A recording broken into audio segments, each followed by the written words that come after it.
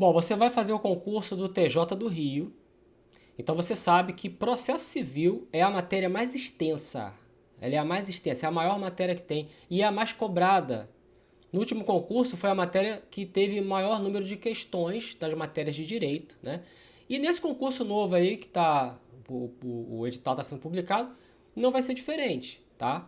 Então é uma matéria densa, é uma matéria complexa, mas que pode ser facilitada, mas que pode ser explicada. E é isso que eu vou fazer aqui, tá? Bom, eu sou Leandro Campos, eu sou professor de curso preparatório para concurso público há 16 anos. Há 16 anos eu trabalho na aprovação de candidatos a concurso público, inclusive no TJ do Rio, em que eu tenho centenas de alunos aprovados lá trabalhando no tribunal. Tá? Nesse vídeo aqui, nessa aula, eu vou trazer o tema prazos dentro de processo civil. É um tema muito cobrado pelas bancas e você vai saber tudo sobre prazo. Vou esgotar o tema prazo aqui, tá? Eu vou trazer a teoria completa sobre prazos e trabalhar questões da banca FGV ao final dessa aula, beleza? Bom, aqui na descrição dessa aula, na descrição desse vídeo, tem o link para você entrar no curso de processo civil para o Tribunal de Justiça do Estado do Rio de Janeiro. Tá? O curso com teoria e questões da banca FGV, curso completo, gravado do absoluto zero, especificamente para esse concurso do TJ. Tem também o link do grupo de WhatsApp, ele é gratuito, pode entrar lá, o meu grupo de WhatsApp específico para o Tribunal de Justiça do Rio de Janeiro. Eu trabalho lá, né? Questões de legislação especial, processo civil, administrativo, constitucional. Tenho esses módulos também, você vai procurar aqui no canal, tá? Entra lá no grupo, o grupo ele é gratuito, tá? Tem questões, notícias, dicas, para você não perder nada na sua preparação do TJ, porque eu quero você lá dentro, tá? Bom, se esse conteúdo faz uma diferença para você, então dá um like aí, né? Que é para ajudar o canal. Se inscreva no canal, divulga para quem vai fazer o concurso TJ e vamos aí assistir a aula, beleza? Um abraço a todos aí, fica com Deus. Olá, aqui é o professor Leandro Campos. Vamos estudar aqui dentro de processo civil, dentro dos atos processuais, os prazos. Mas antes de entrarmos nos artigos do CPC que falam, né, dos prazos, vamos trabalhar aqui uma pequena classificação por dois motivos. Primeiro, que é para te preparar para entrar nos artigos do código, né? E segundo, que já tem algumas perguntas de prova que vão fazer questionamentos sobre essa classificação aqui, tá? Então vamos lá.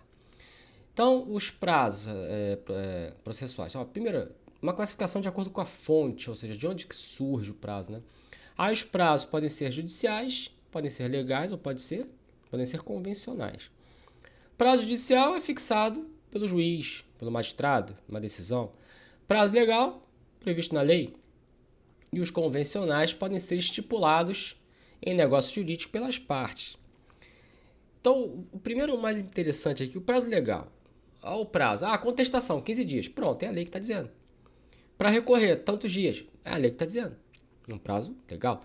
Agora, se a lei não diz, aí o juiz vai dizer. Aí o juiz, olha, diga a parte ré sobre o documento de folhas tal. Prazo, 10 dias. Prazo, 5 dias. Aí o juiz é que vai estabelecer o prazo. Aí temos um prazo judicial. Os prazos convencionais, aqueles estipulados pelas partes, né? Aí você tem a possibilidade das partes também estabelecerem prazos em mudança de procedimento, em calendário, que daqui a pouquinho a gente vai falar. Então são prazos em que as partes convencionam o prazo, né? Uma segunda classificação aqui de acordo com a preclusão, e esse aqui cai bastante. Prazos próprios e prazos impróprios. O prazo próprio é quando não atendido vai resultar em preclusão, em desfavor de quem não agiu. Olha que interessante. Então, a parte ré tem um prazo de 15 dias para contestar. Passou 15 dias, não contestou. Acabou, precluiu, perdeu a chance, perdeu a oportunidade. Vai poder contestar depois? Não. Precluiu. Normalmente não, a não sei que comprove uma justa causa, alguma coisa, aí não pode. Prazo para recorrer, tanto não recorreu. Acabou o prazo, precluiu. Então é um prazo próprio. E isso é direcionado exatamente para as partes, seja autor, seja réu. Prazo impróprio é o contrário. Se ele não for atendido, não vai resultar em preclusão. Que é direcionado para quem? Para o juiz? Para o magistrado? Então, por exemplo, o juiz tem um prazo de 30 dias para proferir a sentença. Aí pode pegar até mais 30 dias e tal. 60 no total, é possível. Se ele não fizer a sentença dentro desse prazo, ele não vai mais poder fazer a sentença? Vai precluir? Não, não vai precluir, vai poder fazer depois. Não vai acontecer nada. Prazo de 5 dias para proferir um despacho. Se não proferir o despacho dentro de 5 dias, ele vai poder fazer ainda assim? Vai, porque não vai precluir. Então, prazo próprio, preclui. Prazo impróprio, não preclui. Parece ter um trava-língua, né?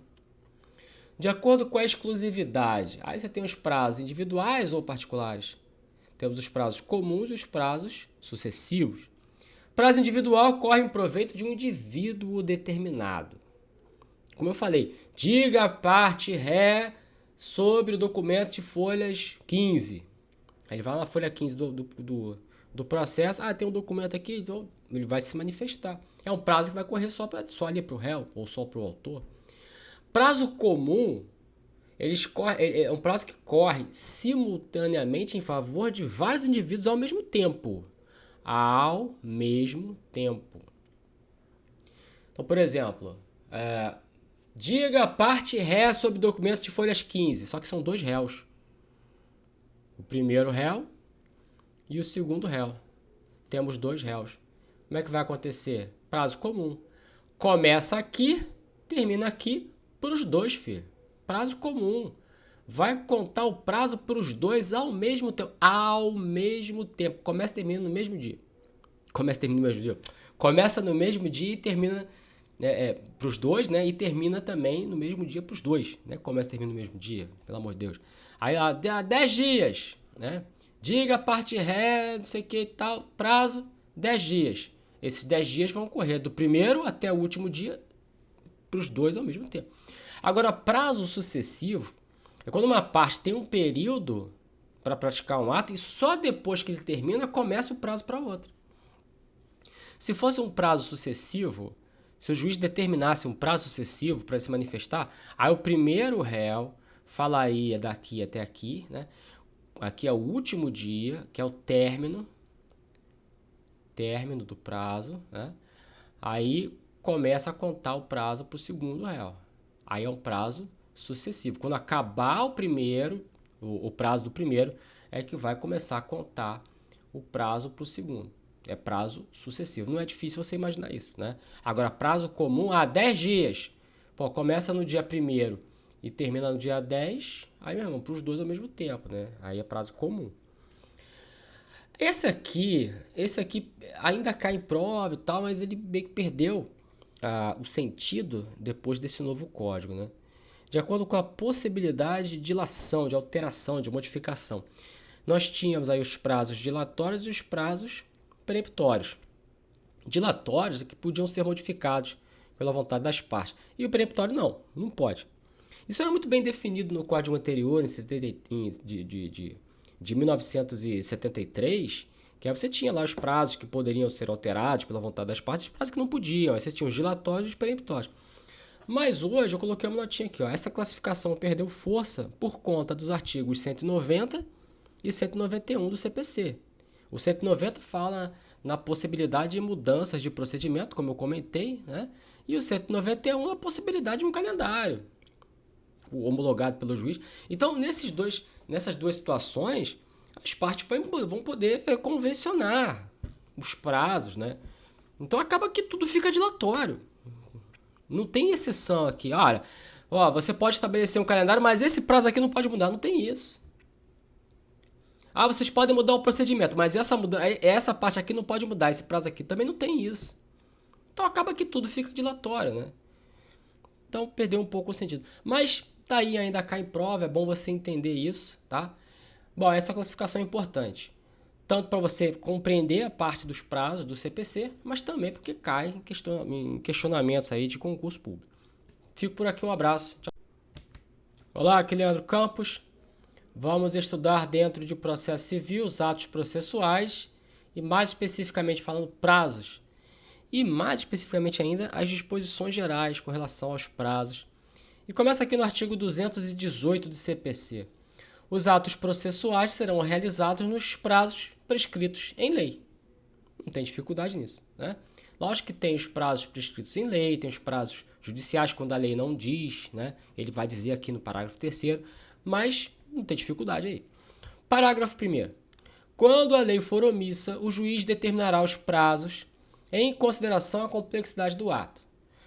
Bom, a lei dá o prazo. Se a lei não der o prazo para um determinado ato, né? Ela dá prazo para recurso, para defesa, para não sei o quê, mas tem uma série de atos que a lei não vai dizer. Aí o juiz vai ter que dar o prazo, né? E qual é o prazo que o juiz vai dar? Aí tem um recado aqui do parágrafo 1º. O juiz determinará os prazos em consideração à complexidade do ato. Um ato mais complexo, num processo grande, enorme, com vários volumes, aí lógico que o juiz vai dar um prazo maior. Agora, não, é uma coisa simples para dizer sim ou não, aceito ou não, o prazo vai ser menor. Então, fica na razoabilidade, né, da cabeça do juiz ali, da proporcionalidade. No parágrafo 2º, quando a lei ou o juiz não determinar prazo, as intimações somente obrigarão o comparecimento após decorridas 48 horas. Tá, as intimações, ele está falando aqui de intimação. A pessoa está sendo intimada a comparecer. Comparecimento. Pode ser por qualquer motivo, para esclarecer algum ponto, não sei. O juiz pode intimar a parte para comparecer. Aí, normalmente, o juiz vai dar o dia para a parte comparecer, né? Ou, enfim. Ou então, a lei vai dizer.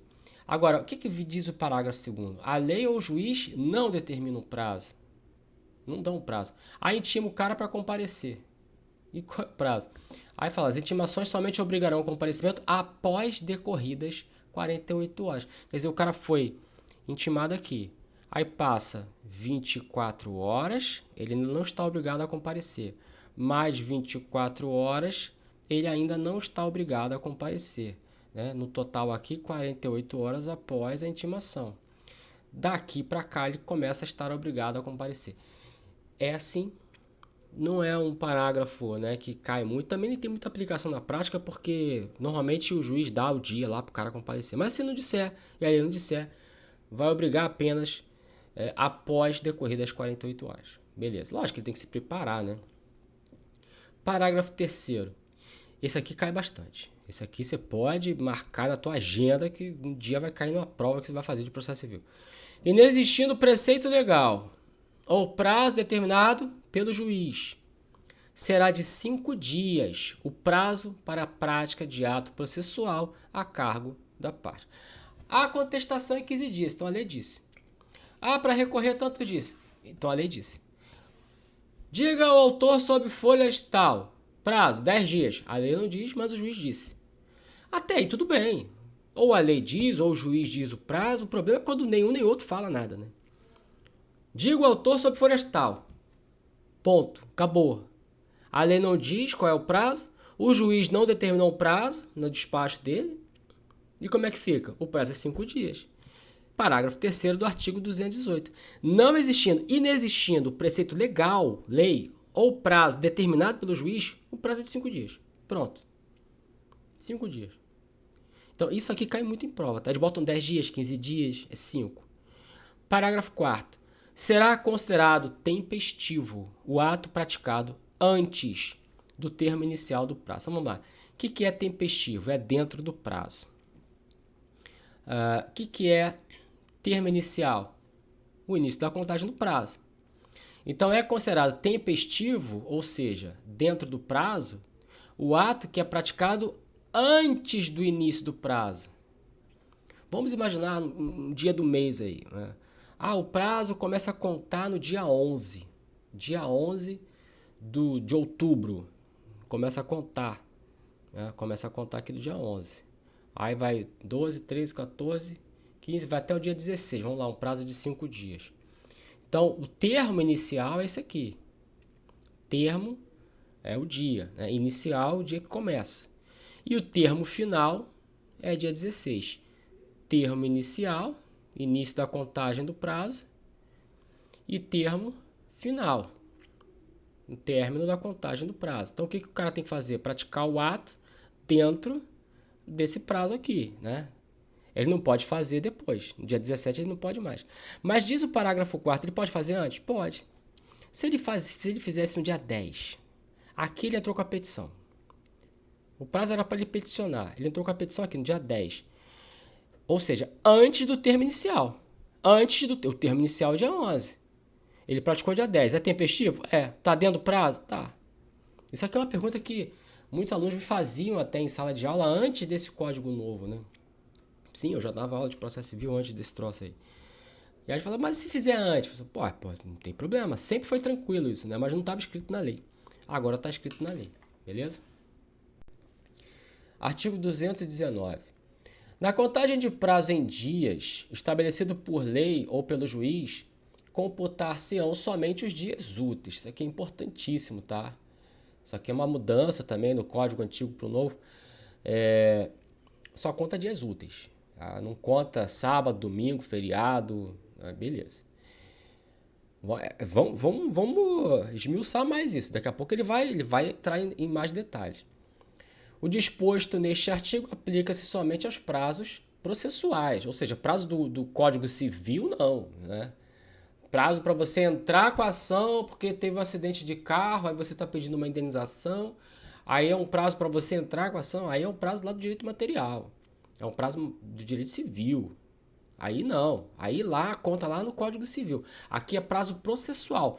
Iniciou o processo? Então os prazos dentro do processo, para você praticar os atos processuais. Só conta dias úteis. 220. Suspende-se, esse aqui cai muito também, o curso do prazo processual nos dias compreendidos entre 20 de dezembro e 20 de janeiro, inclusive. É bom deixar esse inclusive para não dar dúvida, né? Então o prazo fica suspenso. O que é suspender? Suspender. Quando cai a suspensão, ele volta a contar de onde parou. Então, por exemplo, tinha um prazo de 15 dias. Vamos dando um exemplo aqui. Um prazo de 15 dias. Chegou dia 20 de dezembro. Suspendeu. Só que tinham passados os 8 dias, vamos lá. Passou 8 dias. Dia 19. Cara, no dia 20, suspendeu. Parou no 8, né? Aí foi até o 20 de janeiro. Quando chegar no dia 21 de janeiro, aí você vai contar o 9º dia. É assim. Aí você vai contar o 9º dia. Então a suspensão é diferente de interrupção, tá? Isso aqui é diferente de interrupção.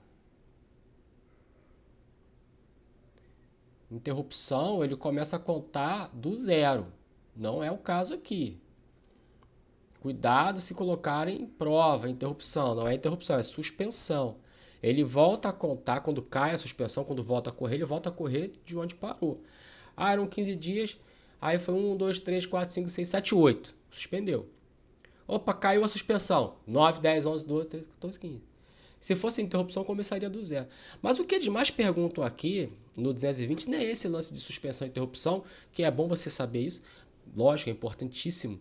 Mas o que eles perguntam mais é o dia aqui, tá? De 20 de dezembro a 20 de janeiro, eles colocam 20 de dezembro até 6 de janeiro ou 7 de janeiro. E é diferente, olha só. No dia 7 de janeiro, acaba o recesso, o pessoal começa a trabalhar de novo. Tá? Dia 7 de janeiro, o pessoal volta ao expediente normal. Até então é só plantão, tá? Do dia 7 do dia 20 de dezembro até o dia 6, né? É sistema de plantão. Do dia 7 volta normal. Mas o prazo continua suspenso. O prazo continua suspenso. Então, beleza. Chegou no dia 20 de dezembro. Vamos lá. 20 de dezembro. Opa, recesso. Suspende o prazo e o fórum trabalha em sistema de plantão, né? Juiz, promotor, defensor, oficial de justiça, secretário do juiz, eles trabalham em regime de plantão. Tem uma escala, eles ficam lá trabalhando, porque de repente tem uma antecipação de tutela que tem que ser deferida e a parte não tem advogado, tem o defensor. Então a justiça ela continua funcionando, porém em sistema de plantão. E os prazos estão suspensos. Beleza. Quando chega no dia 6 de janeiro, é o último dia, né, do sistema de recesso. No dia 7 de janeiro, o pessoal todo volta a trabalhar, o fórum abre normalmente. No dia 7 de janeiro, o pessoal volta a trabalhar, os servidores, né? Acaba o regime de plantão, o regime de plantão vai do dia 20 de dezembro até 6 de janeiro. Dia 7 de janeiro, a galera volta a trabalhar normalmente. Começa a contar o prazo aí? Não. Os prazos continuam suspensos. Até quando? Até o dia 20 de janeiro, inclusive. Até o dia 20 de janeiro, inclusive. Então, os prazos eles ficam suspensos de 20 de dezembro a 20 de janeiro. Não importa se o fórum está em regime de plantão ou não. Tá? Os prazos estão suspensos. Aí, no dia 21 de janeiro, aí tudo normal. Tudo normal. Já não está mais em regime de plantão desde o dia 7 de janeiro e os prazos voltam a contar, a correr normalmente. Beleza. Parágrafo 1º.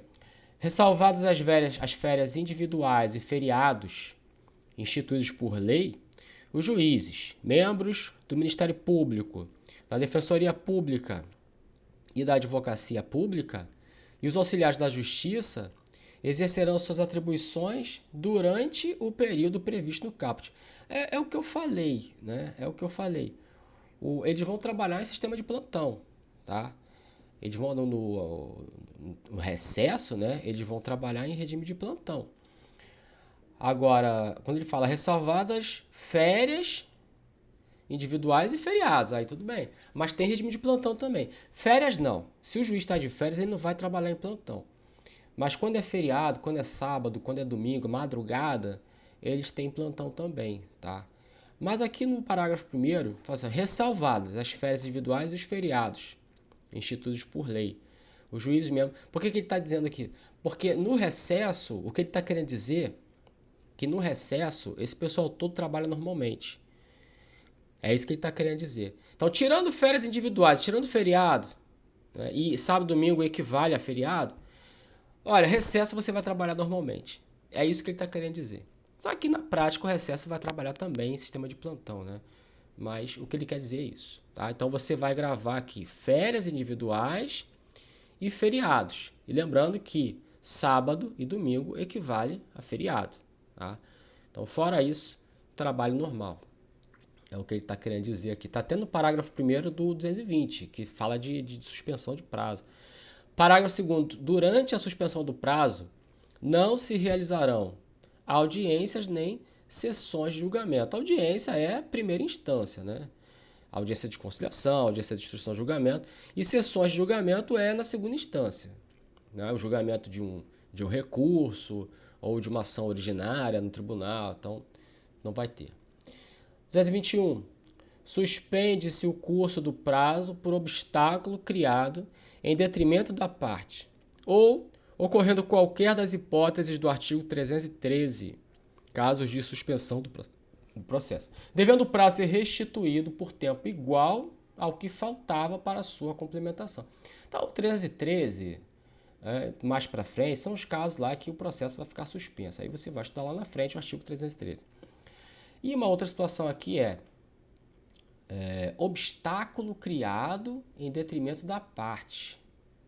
Aí o exemplo que se dá e que acontece muito é, por exemplo, o processo físico, né? Aí você tem lá o autor, o réu.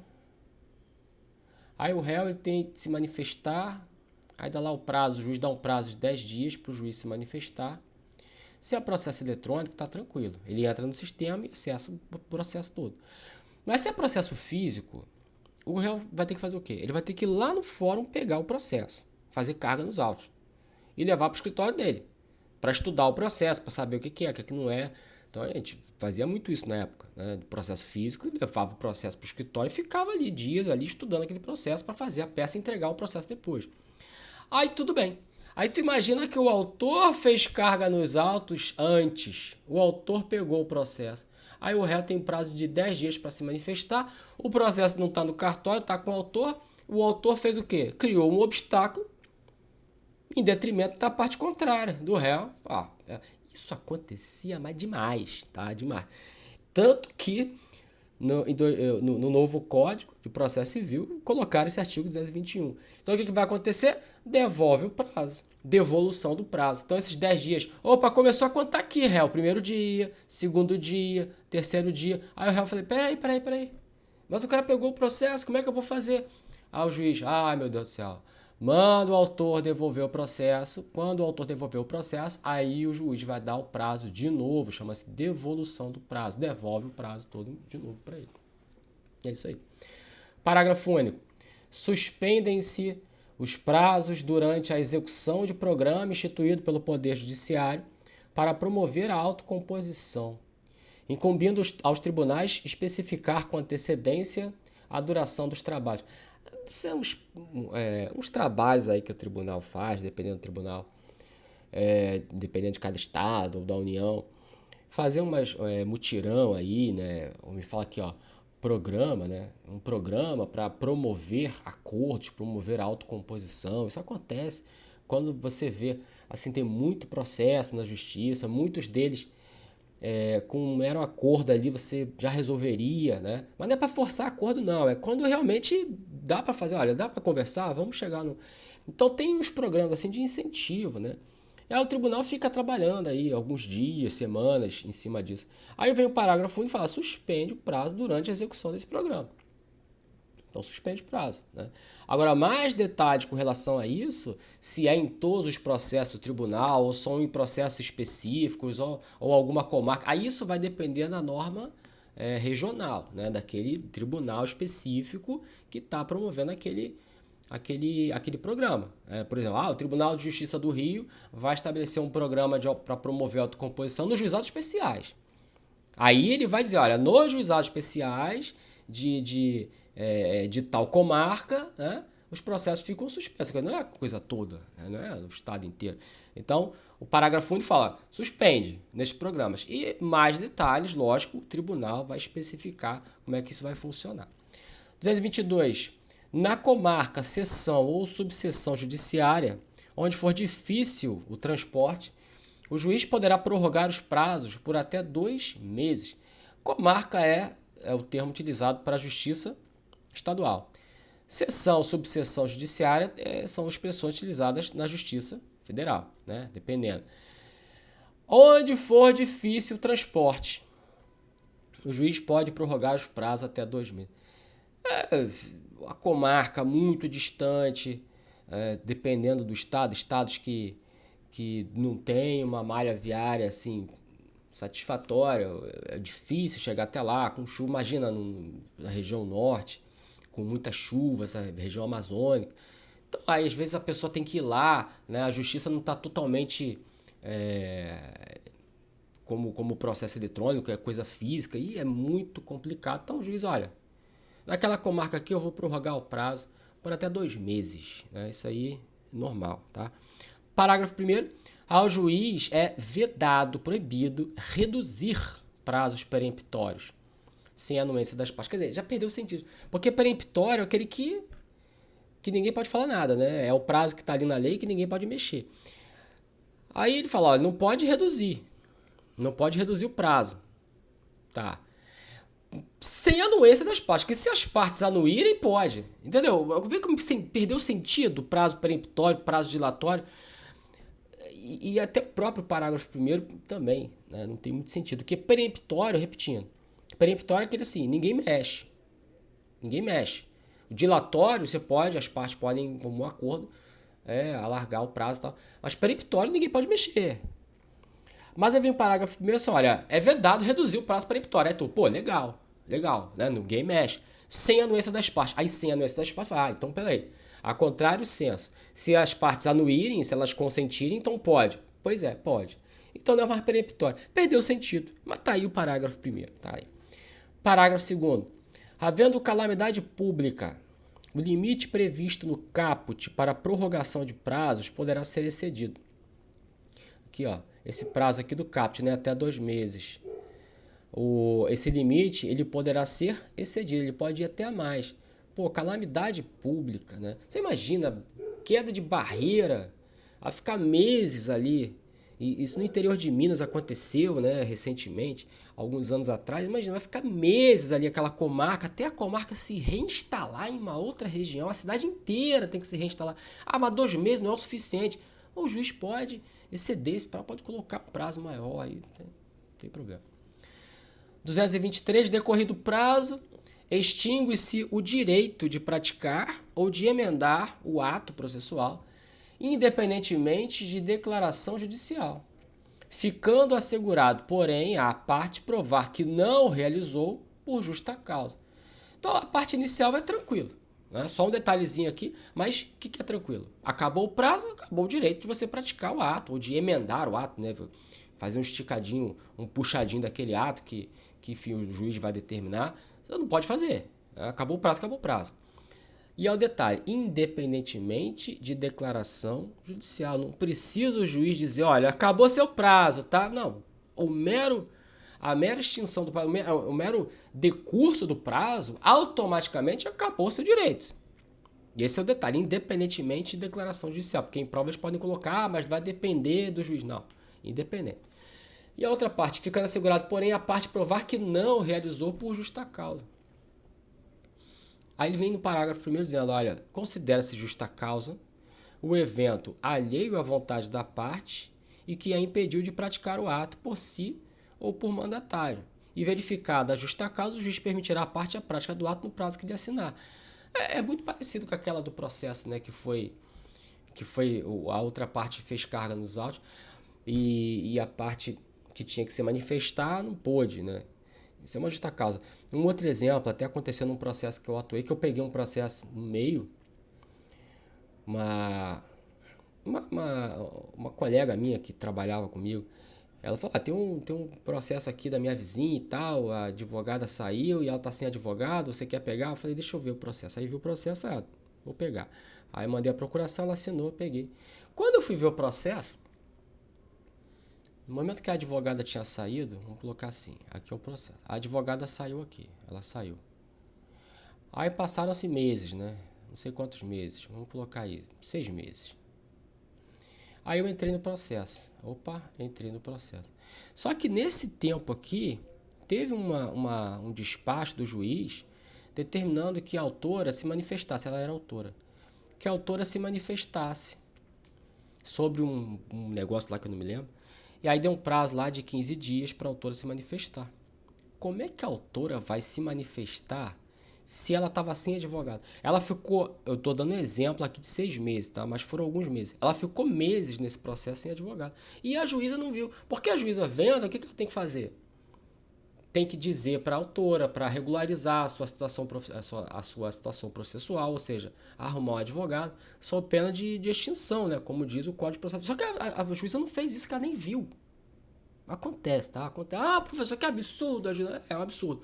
Mas acontece, tá? Não tô querendo passar a mão na cabeça de juiz, não, mas é muito processo, acontece.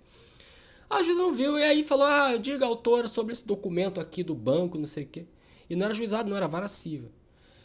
Aí, quer dizer, se fosse juizado até 20 ela poderia, mas não era o caso. Aí ela nem ficou sabendo, porque publicou no Diário Oficial, a autora nem ficou sabendo. Ela foi procurar advogado, entrei. Aí o que eu fiz? Juíza, me devolva esse prazo, tá? Artigo 223. A autora não realizou esse prazo porque tinha uma justa causa, ela estava sem advogado, né? Aí veio o parágrafo 2º, o juiz permitirá à parte a prática do ato. Aí ela deu o prazo aqui, né, para me manifestar sobre aquilo, eu fiz. Então é um exemplo aí, né, do artigo 223. 224. Salvo disposição em contrário, os prazos serão contados excluindo, isso aqui cai muito, tá? Excluindo o dia do começo e incluindo o dia do vencimento. Então, por exemplo, publicou no dia 11, aqui é a publicação, no Diário Oficial.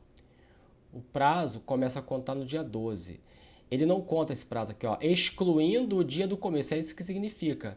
Se a gente vamos pegar o exemplo da publicação, que é mais fácil de encaixar, tá? É mais fácil de encaixar. Publicou naquele dia, não começa a contar naquele dia, começa a contar no dia seguinte. O primeiro dia do prazo é no dia seguinte da publicação, ou seja, exclui o dia do começo. Aí tá, inclui o do vencimento. Ah, vai vencer o último dia do prazo, é dia 20, é o último dia do prazo. Então esse dia aqui está incluído. Ele inclui ainda, a parte pode se manifestar nesse dia que não tem problema. Aí no dia 20 acaba o prazo. O último dia conta, né? Esse excluindo o dia do começo, incluindo o dia do vencimento. Grave isso, porque isso aqui cai demais. Tá? Isso aqui é o dia a dia do advogado, do seu trabalho lá no tribunal que você vai passar no seu concurso. Parágrafo 1º. Os dias do começo e do vencimento do prazo, quer dizer, o início e o fim, né, serão protraídos, por que eles usam essas palavras? Para o primeiro dia útil seguinte, se coincidirem com o dia em que o expediente forense for encerrado antes ou iniciado depois da hora normal, ou houver indisponibilidade da comunicação eletrônica. Essa segunda parte é a que mais acontece na prática. Vamos lá. Olha, último dia do prazo, dia 20.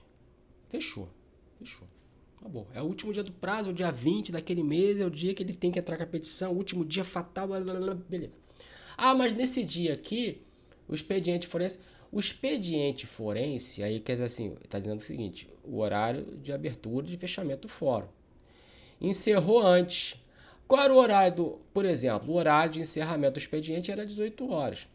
Encerrou às 16, encerrou meio-dia, porque teve algum problema, uma questão de segurança, uma questão de falta d'água, falta de luz, acontece. Ah, encerrou antes, o pessoal saiu mais cedo, foi embora. Então, nesse dia aqui, vai ter, esse último dia do prazo, né, ele vai ter que ser protraído para o primeiro dia útil seguinte. A mesma coisa, por exemplo, o expediente começa às 11 horas, o expediente forense, a abertura do fórum. Tá? Mas iniciou depois. Por quê? Porque teve um problema aqui, a mesma coisa. Depois é que surgiu a água, depois que veio a luz, então o cara esqueceu a chave, o segundo teve que ir em casa pegar.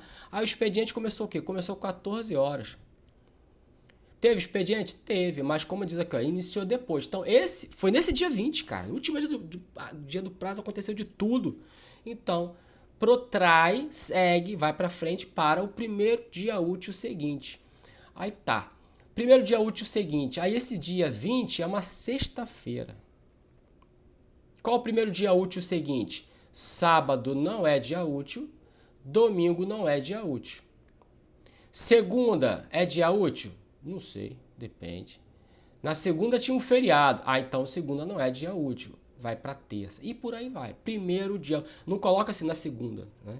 Primeiro dia útil seguinte.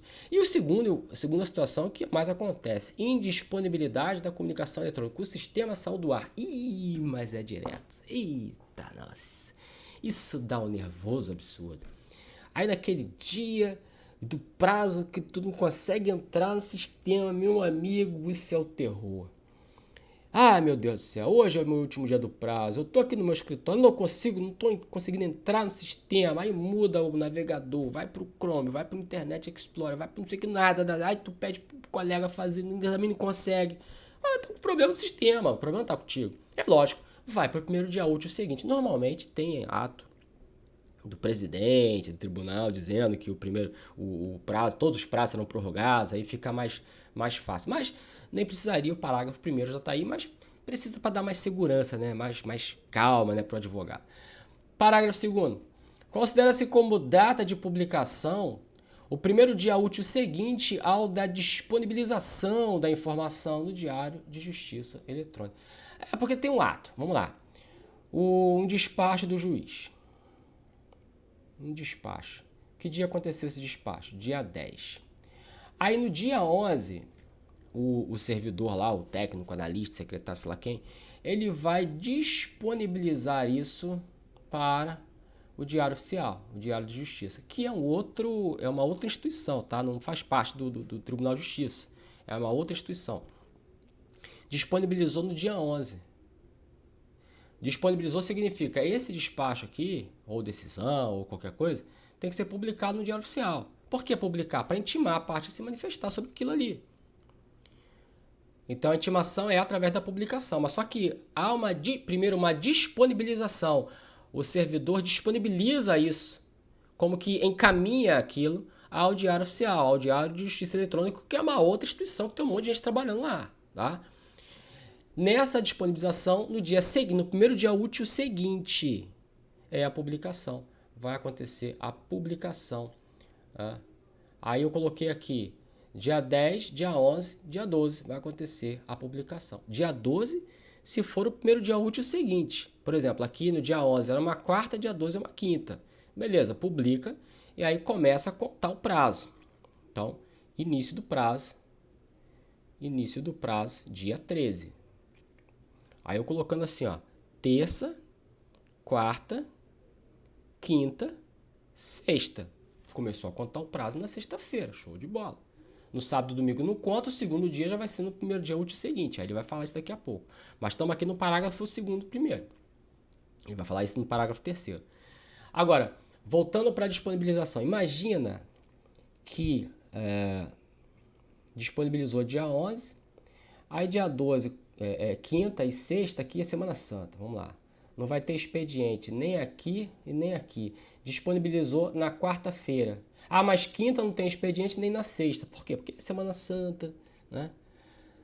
Aí qual vai ser o dia da publicação? No primeiro dia útil seguinte. Aí, meu irmão, vai passar 14 e 15, que vai ser o sábado e o domingo, né? Inclusive domingo de Páscoa. Na segunda-feira, dia 16, vai ter a publicação.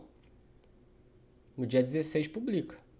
E o início do prazo no dia 17. Seria melhor se eu tivesse um calendário aqui. Então, ó, despacho dia 10, numa terça-feira.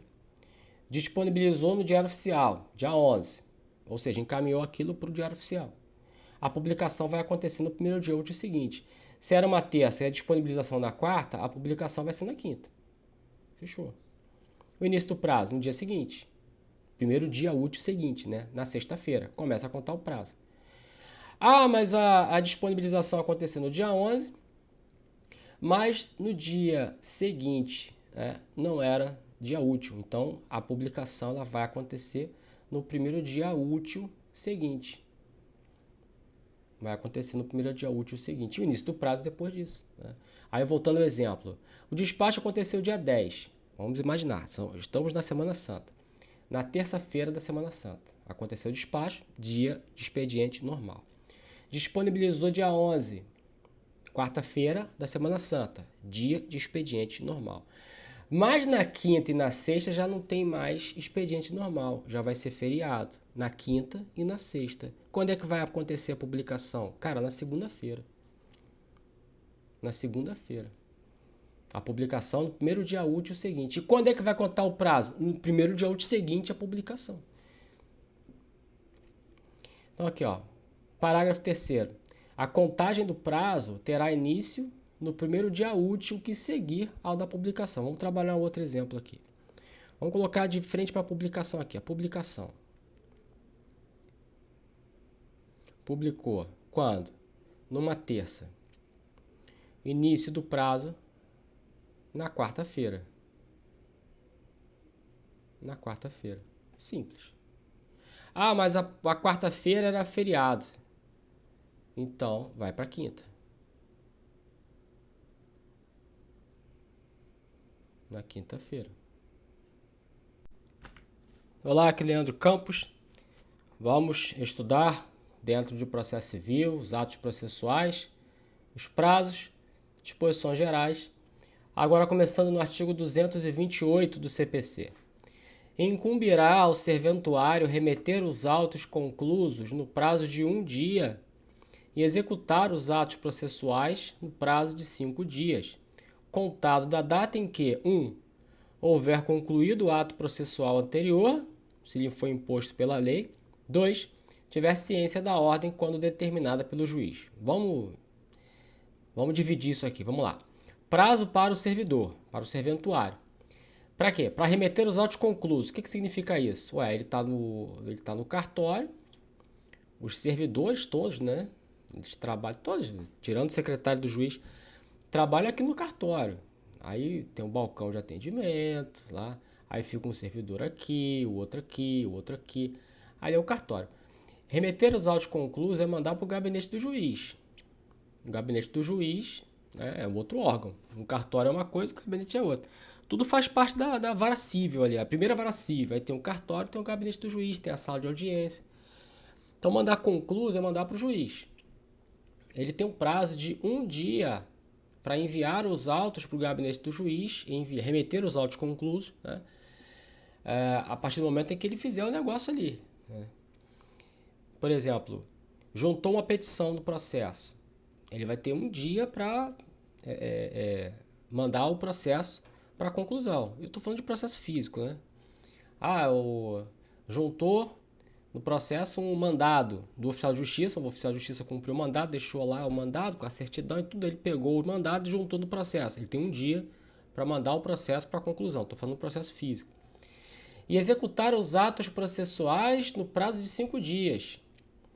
Um ato que ele tem que praticar, por exemplo, a juntada é um ato processual, né? Ele vai ter prazo de 5 dias para fazer essa juntada. Aí tem um prazo, o início do prazo, né? Contada a data em que, houver concluído o ato processual anterior, se lhe foi imposto pela lei. Então, ele fez a juntada. Depois da juntada, ele tem que mandar o processo para a conclusão. Ele vai ter um prazo de um dia para fazer isso, né? Mandar os autos para a conclusão. Um dia, a contar de que momento? Quando ele concluir o ato processual anterior. Qual foi o ato processual anterior? A juntada dessa petição, ou a juntada desse mandado, enfim. Aí tem um dia para mandar para a conclusão. E 2, tiver ciência da ordem, quando determinada pelo juiz. Se ele tem um prazo para executar um ato, prazo de 5 dias, o juiz determina que ele execute um ato. Por exemplo, diga ao cartório sobre certidão de folhas não sei o que, expeça ao cartório mandado de não sei o que lá. Ele vai ter 5 dias para expedir esse mandado. Então, ele vai ter 5 dias a contar da ciência da ordem quando ela for determinada pelo juiz. Ou seja, tem um dia para mandar os autos para a conclusão e 5 dias para executar os atos. Quando é que vai começar a contar essa história toda? Do ato processual anterior, ele praticou um ato, ele vai ter que praticar um outro ato, aí vai ver que ato é esse, é um dia para mandar para a conclusão, ou 5 dias para executar um outro ato seguinte àquele ato anterior, ou quando tiver ciência da ordem, quando ela for determinada pelo juiz. O juiz determinou, quer dizer, juntada, o juiz não determina, então ele já tem que fazer a juntada, né? Qual o prazo que ele vai ter que fazer a juntada? 5 dias a contar do ato anterior. Qual foi o ato anterior? Não sei. Aí você vai juntando. 5 dias para praticar o ato. A contar de que momento? Do ato anterior. Então, o processo é um conjunto de atos.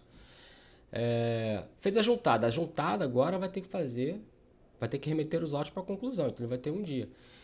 Agora, quando é o juiz que está dando a ordem, né?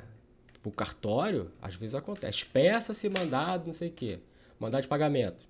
Aí o cartório vai ter 5 dias para expedir esse mandado de pagamento. O prazo de um dia é só o prazo para mandar para a conclusão, remeter os autos conclusos no prazo de um dia. Isso quando o processo tiver que ir para a conclusão. O resto é 5 dias, tá? Ou começa a contar do ato anterior, ou começa a contar do quando o juiz determinar. Ponto. Parágrafo 1º.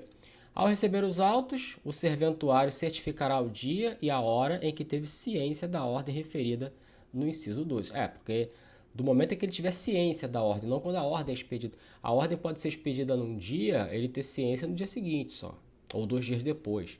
Aí ele vai dizer quando que ele teve ciência, quando ele pegar o processo, né? Enfim, ele vai colocar lá o dia e a hora. Mas professor, se ele estiver mentindo, ele não vai estar mentindo porque ele tem fé pública, né? Ele é servidor. Parágrafo 2º. Nos processos em autos eletrônicos, aí é mais específico, né? A gente está falando de processo físico. Processo eletrônico. A juntada de petições ou de manifestações em geral ocorrerá de forma automática. Aí ficou mais fácil para o cara, né? Independentemente de ato de serventuário. Ficou bem mais fácil. Porque se o advogado dá entrada numa petição física, um papel, que vai lá, fica no cartório esperando alguém pegar aquele papel e colocar no processo, ou o mandado do oficial. O oficial cumpriu o mandado, entregou o mandado com certidão, com tudo. Um papel fica lá numa pasta, esperando alguém pegar, uma bendita alma pegar aquele mandado e colocar, juntar no processo, né? Isso é processo físico. Agora, quando é processo eletrônico, ele já vai de forma automática. Cara, eu entro aqui no meu computador para peticionar, eu aqui mesmo peticiono, converto em PDF, coloco o meu token, né, meu certificado eletrônico, e já entra direto, cara, já entra direto no processo. Cara, é uma maravilha. Então, quando é auto eletrônico, a coisa já acontece de forma automática, né? Independentemente de ato de serventuário. Ah, bem melhor. Artigo 229. Os litisconsortes que tiverem diferentes procuradores de escritórios de advocacia distintos terão prazos contados em dobro para todas as suas manifestações, em qualquer juiz ou tribunal, independentemente de requerimento. Então, litisconsortes com diferentes procuradores. Você tem o primeiro réu e o segundo réu, cada um com um advogado diferente. Um advogado e o outro advogado. Aqui o advogado 1 e o advogado 2. Então, eles têm diferentes procuradores, né? De escritórios de advocacia distintos. Terão prazos contados em dobro para todas as suas manifestações. Mas tem que ter esses requisitos, tá? Tem que ter esses requisitos. Litisconsorte pode ser na parte ativa também. Dois autores com dois advogados diferentes tem prazo que os autores também têm que se manifestar. Então é sempre contado em dobro, tá?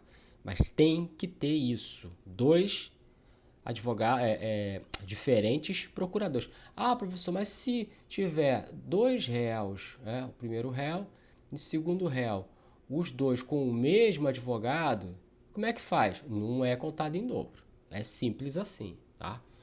Parágrafo 1º. Cessa a contagem do prazo em dobro se, havendo apenas dois réus, é oferecida defesa por apenas um deles. Olha só, isso aqui é específico para defesa, é específico para contestação. Se eu tenho um réu e eu tenho outro réu, mesmo que tenham advogados diferentes, aí eles vão ter o prazo para contestar, né? 15 dias e tal. Só que só um deles oferece a contestação, o outro é revel. O outro não oferece a contestação. Então, meu amigo, essa história de contagem de prazo em dobro, acabou a história. Lembrando que a defesa é logo no começo do processo. É o primeiro ato que esse réu entra ali, o réu já entra apresentando a sua defesa, na maioria das vezes, né? Aí ele já entra, quer dizer, no começo. Ah, mas só um apresentou a defesa, o outro não apresentou a defesa. Ah, mas ainda está no prazo. Ainda está no prazo, vai apresentar. Agora, acabou o prazo e não ofereceu a defesa, um deles, acabou essa história de prazo em dobro, porque o segundo vai ser revel. Mas, requisitos do parágrafo 1º. Havendo apenas dois réus e oferecida a defesa por apenas um deles. Se tiver três réus, dois apresentam defesa, um não, continua o prazo em dobro. Aqui é só se tiver dois réus e um não apresentar. Só isso. Tá? Porque se tiver mais de dois réus, o parágrafo 1º não encaixa. Beleza? Parágrafo 2º. Não se aplica o disposto no caput aos processos em autos eletrônicos. Lógico. O disposto no caput é o quê? O prazo em dobro se os litisconsortes tiverem diferentes procuradores. Agora, se for processo eletrônico, aí é molezinha, mel na chupeta, pô, vai lá, chuchu, beleza. Não tem. Isso aí é processo físico. Você tem que ir lá no cartório, pegar o processo, fazer carga, dar um trabalho do caramba, depois devolver o processo. Aí você tem que ter o dia que você pode ir lá ver isso.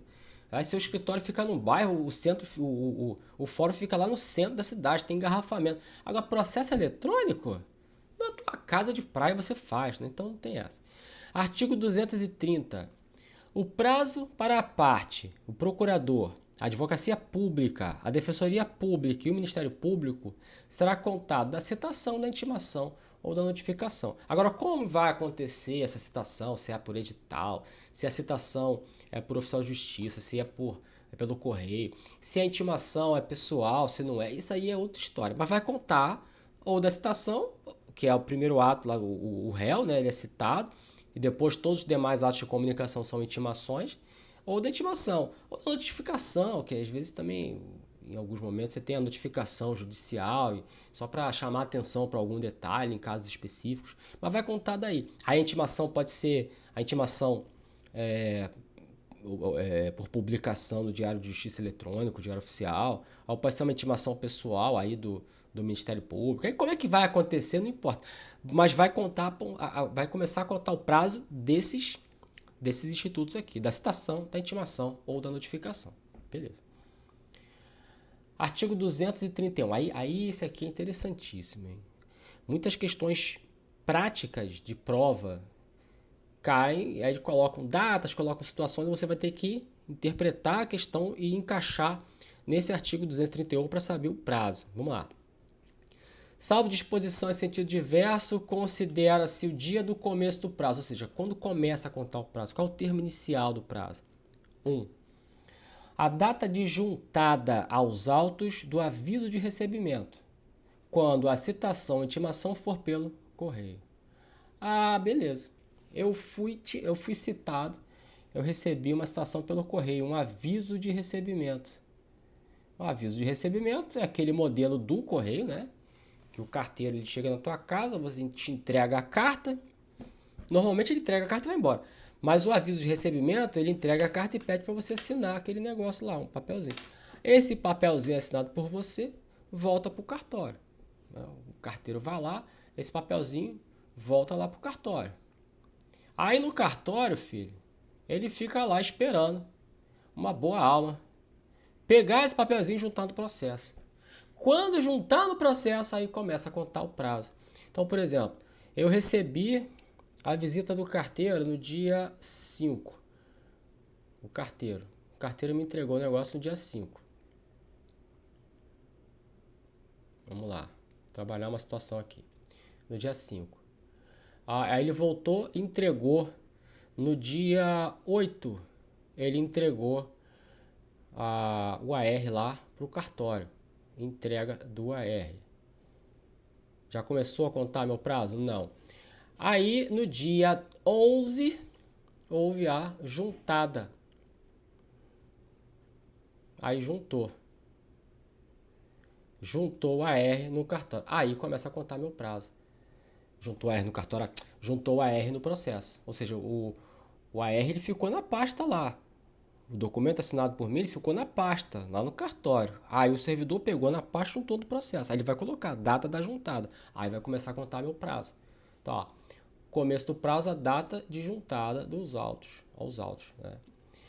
2. A data de juntada também aos autos do mandado cumprido quando a citação de intimação for por oficial de justiça. É muito parecido, só que não é a R que é entregue, né, no cartório, é o mandado do oficial de justiça cumprido. A mesma coisa.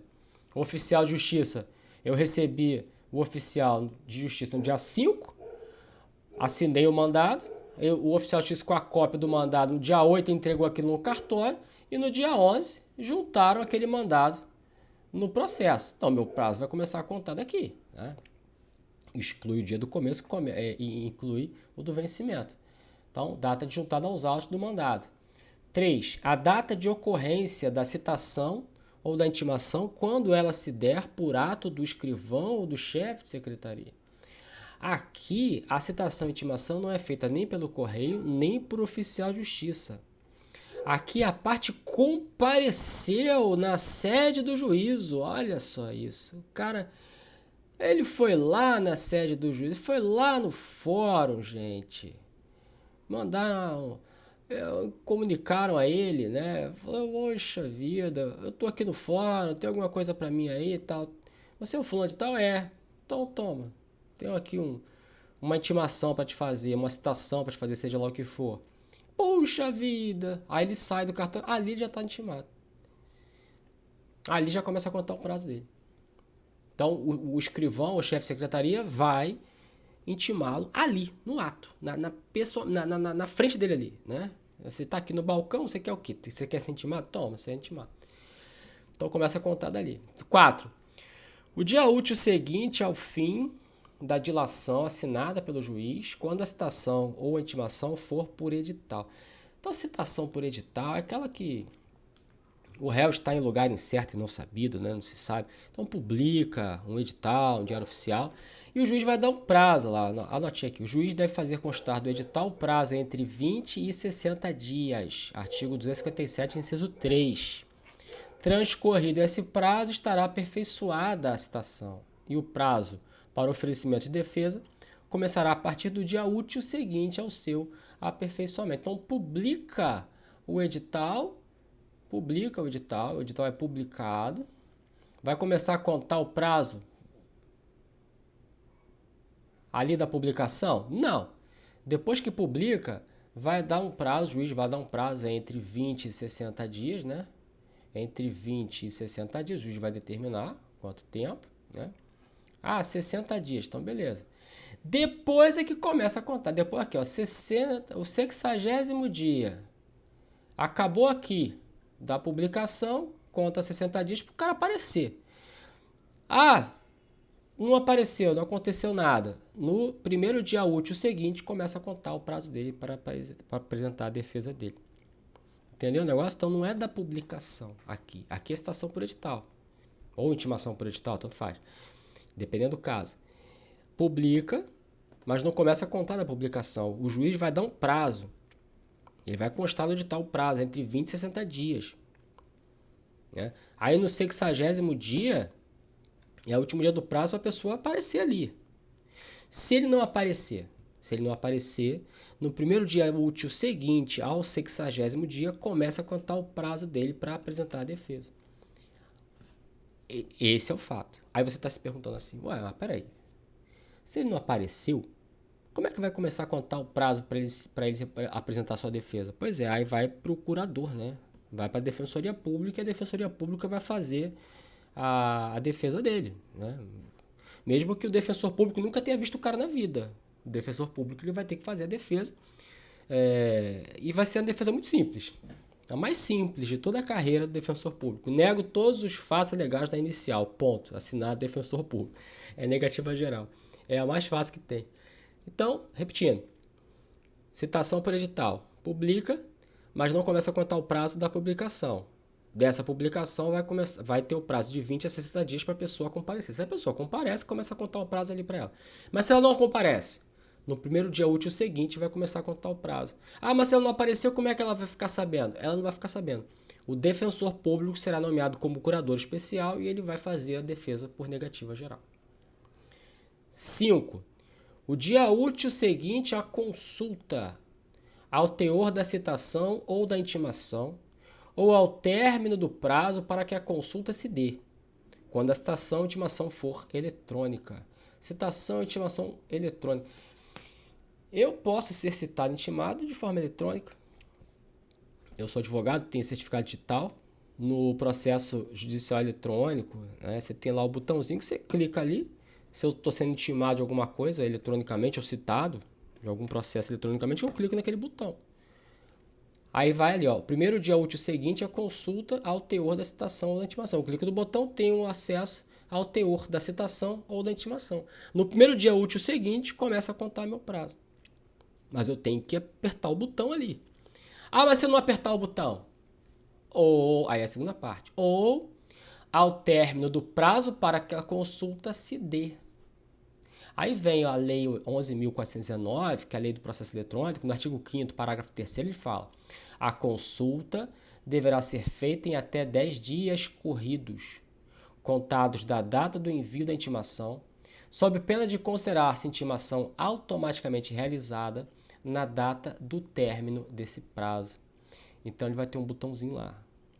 Eu vou entrar com o meu certificado digital. Aí eu intimação aqui, aí eu clico nesse botão, tem acesso ao teor da intimação, para saber o que eu tenho que fazer. No primeiro dia útil seguinte, começa a contar meu prazo. Agora, se tem lá o botão, colocar o botão aqui, aí eu malandramente não vou clicar. Eu não vou clicar. Por que eu vou clicar nesse troço? Vou me dar por intimado, não vou clicar porcaria nenhuma. Aí vem a Lei do Processo Eletrônico que fala: 10 dias após, 10 dias inclusive corridos, né? Aí não é CPC, isso aqui é processo eletrônico. 10 dias corridos, o botão ficou ali, você não clicou, tá intimado. Simples assim, simples assim, né? Beleza. Inciso 6. A data de juntada do comunicado de que trata o artigo 232, ou, não havendo esse, a data de juntada da carta aos autos de origem devidamente cumprida, quando a citação ou a intimação se realizar em cumprimento de carta. Aí ele está falando de cartas. Precatória, rogatória ou carta de ordem, né? Você vai estudar a carta precatória de outra comarca, a rogatória para outro país, e de ordem é do tribunal para a primeira instância.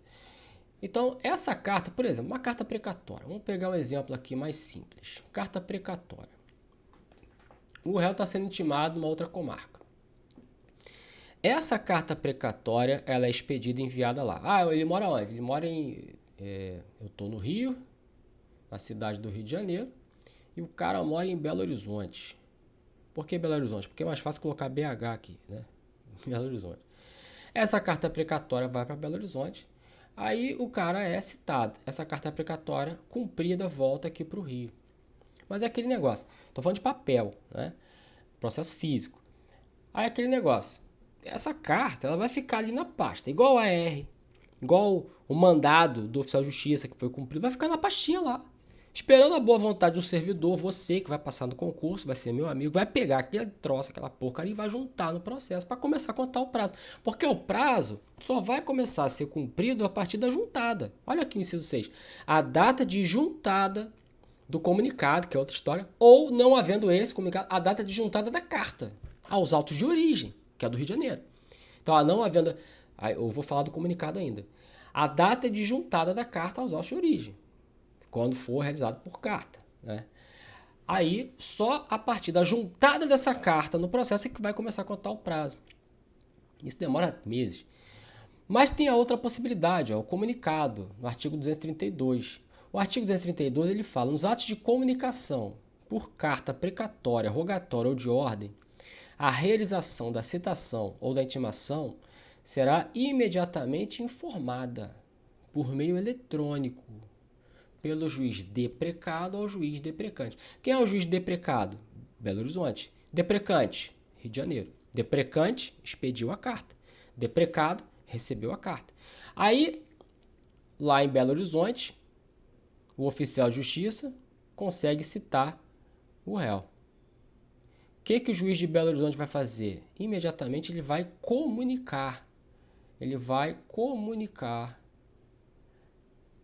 o cumprimento dessa carta ao Rio de Janeiro. Muito simples, comunica eletronicamente. Da data dessa comunicação, da juntada, né, do comunicado, aí começa a contar o prazo. Mesmo que a carta ainda esteja em Belo Horizonte. A carta precatória só vai voltar depois. Mas com essa comunicação, comunico que ele foi citado. Toma os procedimentos aí. Vai adiantar. Que daqui a pouco eu mando a carta para você. Ganha tempo, né? Agora, se não tiver essa comunicação, aí vai ter que esperar a carta voltar, né? Para depois juntar e começar a contar o prazo. 7. A data de publicação. Isso aqui é o mais comum, né? Publica, aí primeiro dia útil seguinte a publicação começa a contar, porque exclui o do início e inclui o do vencimento, né? Quando a intimação se der pelo diário de justiça impresso ou eletrônico. Eu sou da época do diário oficial impresso, né? Papel lá que você ficava lendo. Agora é eletrônico, né? Mas tem a publicação, e aí começa a contar o prazo da publicação. 8. O dia da carga, quando a intimação se der por meio da retirada dos autos em carga do cartório ou da secretaria. É processo físico. Carga é processo físico. É pegar o processo e levar para o escritório. Você faz carga nos autos. Você assina lá o documento que tem um relator, as informações ali do processo, quem é autor, quem é réu, qual o número do processo, qual o seu nome, sua OAB, seu endereço. Vai ficar tudo registrado ali, você vai pegar esse processo e vai levar para o escritório, para você estudar, fazer... Então, se for o caso, o prazo vai começar a contar do dia da carga. Depende do que o juiz vai dizer lá. Então, mas tem essa possibilidade aqui também, tá? Processo eletrônico não tem carga, né? Processo eletrônico você acessa Até da China, não precisa. Inciso 9, o quinto dia útil seguinte à confirmação, na forma prevista na mensagem de citação do recebimento da citação realizada por meio eletrônico. Aí aqui é citação realizada por meio eletrônico, depende também da situação, depende de quem está sendo citado. Quinto dia útil seguinte à confirmação, na forma prevista na mensagem de citação. Aí tem citação eletrônica aí pelo WhatsApp, tem citação eletrônica por e-mail, né?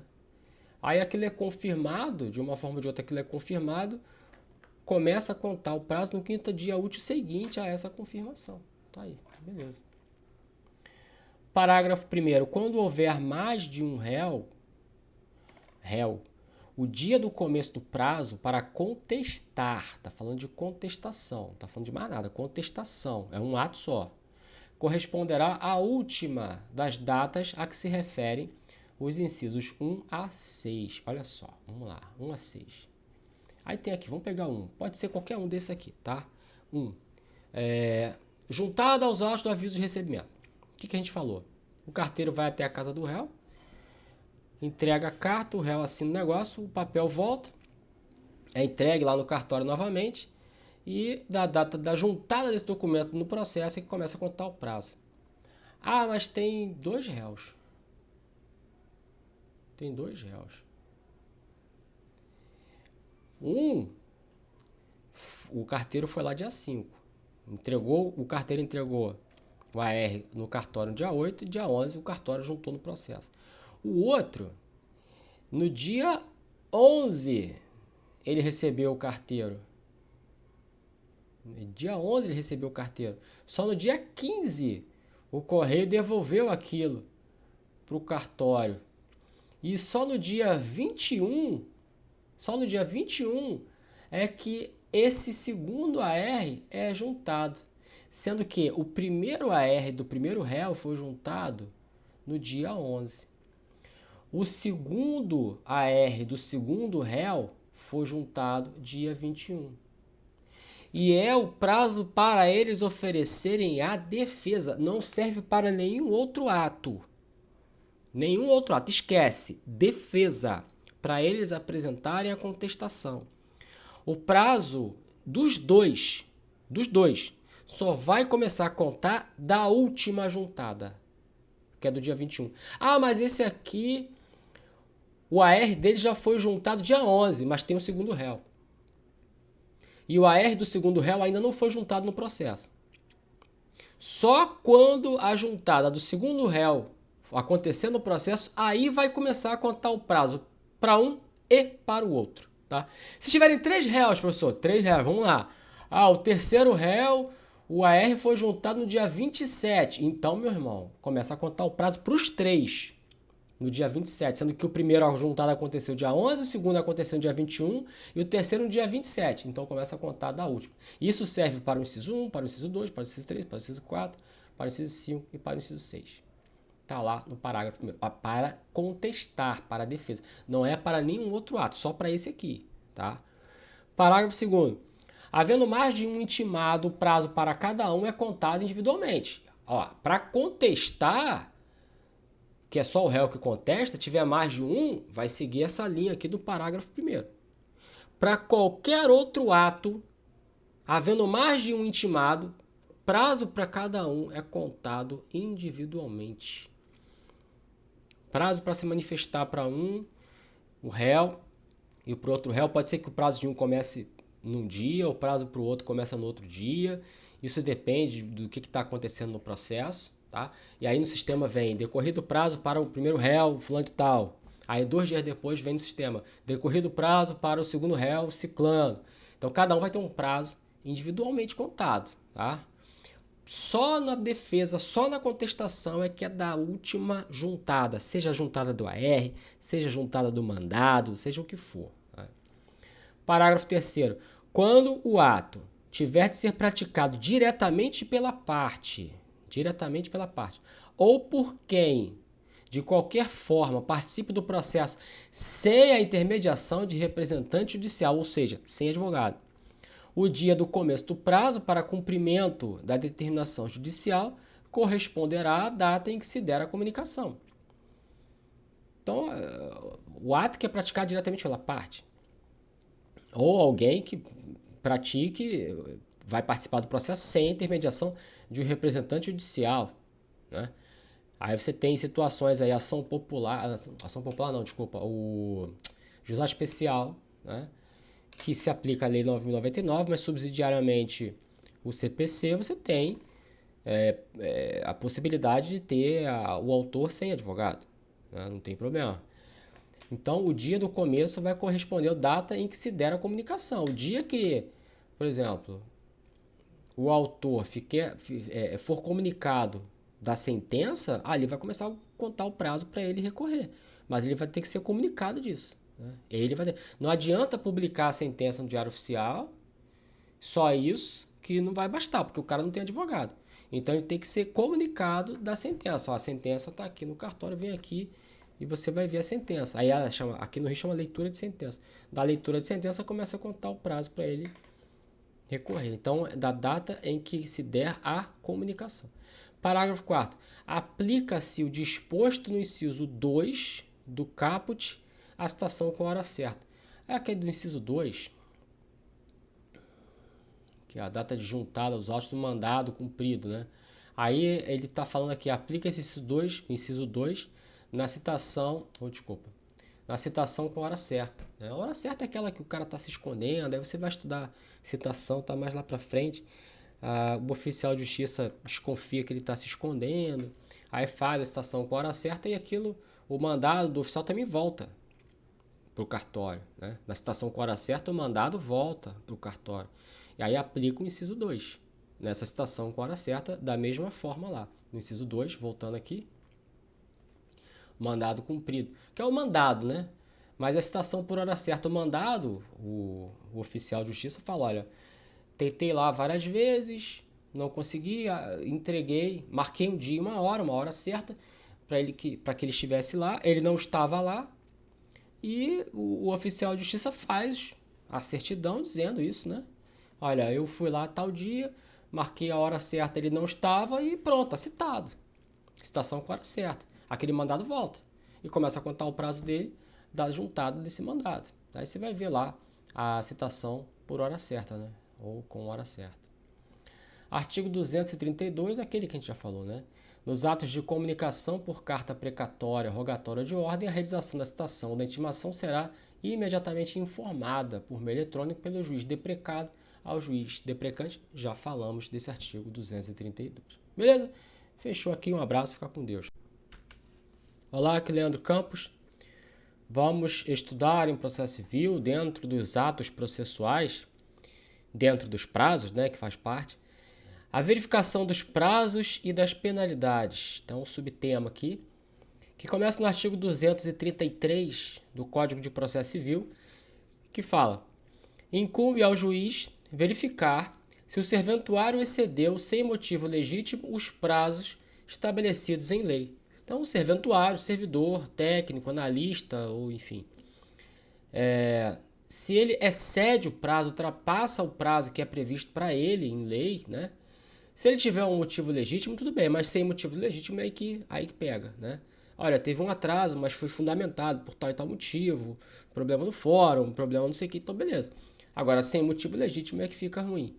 No parágrafo 1º, constatada a falta, o juiz ordenará a instauração de processo administrativo na forma da lei. É o mínimo que se espera, né? Constatada a falta aqui é o excesso de prazo, tá? Não é que ele faltou ao trabalho, não, é o excesso de prazo, essa falta funcional, vamos dizer assim. Parágrafo 2º, qualquer das partes, aí é bom você ter em mente, ó, qualquer das partes, autor, réu, Ministério Público ou Defensoria Pública poderá representar ao juiz contra o serventuário que, injustificadamente, exceder os prazos previstos em lei. Então, você que quer ser um serventuário, será um serventuário do tribunal, né? Você sabe que qualquer das partes, o próprio Ministério Público e a Defensoria Pública podem representar contra você perante o juiz, né? Entre outros mais, beleza. No artigo 234, os advogados públicos ou privados, defensor público e o membro do Ministério Público devem restituir os autos no prazo do ato a ser praticado. Esse artigo 234 ele é voltado para o processo físico, porque só no processo físico que existe restituição do processo, a devolução do processo para o cartório. No processo eletrônico isso não existe, né? Nos autos eletrônicos está na nuvem, né? Então, quem tem o processo em mãos, e aí eu estou falando só de processo físico, tem que devolver dentro do prazo. Seja advogado público, né, AGU, procurador do estado, enfim, do município, advogados privados, defensor público e promotor, né? Promotor, procurador de justiça, tem que devolver dentro do prazo. Até aí a gente sabe. Parágrafo 1º. É lícito a qualquer interessado exigir os autos do advogado que exceder prazo legal. Qualquer interessado, quem tem interesse na causa, lógico, né? Por exemplo, a outra parte. O advogado que exceder o prazo, ou seja, ele tem, sei lá, 10, 15 dias para praticar o ato e devolver o processo, ele está mais tempo do que isso. Qualquer interessado aí pode exigir, né, perante o juiz que o advogado devolva isso.